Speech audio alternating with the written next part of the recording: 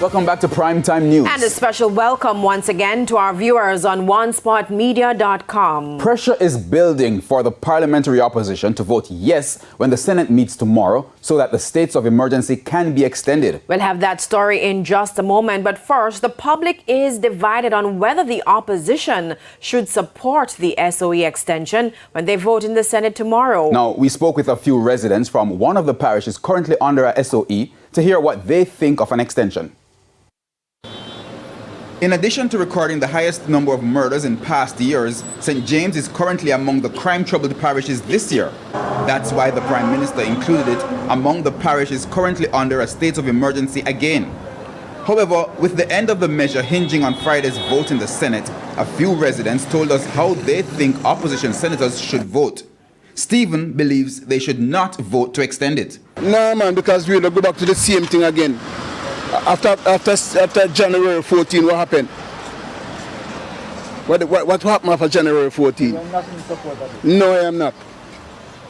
They need to have a plan. He believes the fact that the measure has to be used repeatedly is an indication that it is not sufficient. He says, like other residents, he's tired of the issues that come with it.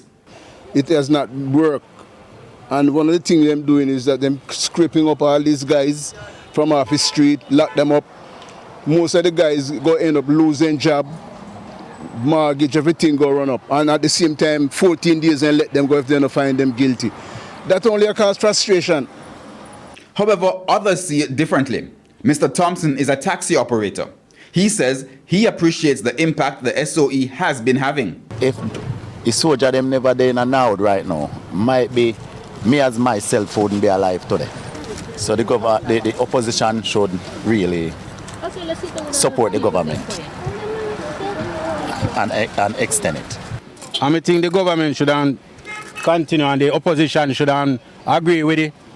Yeah, so we reap more results. From all indications so far, most opposition senators are against an extension of the measure.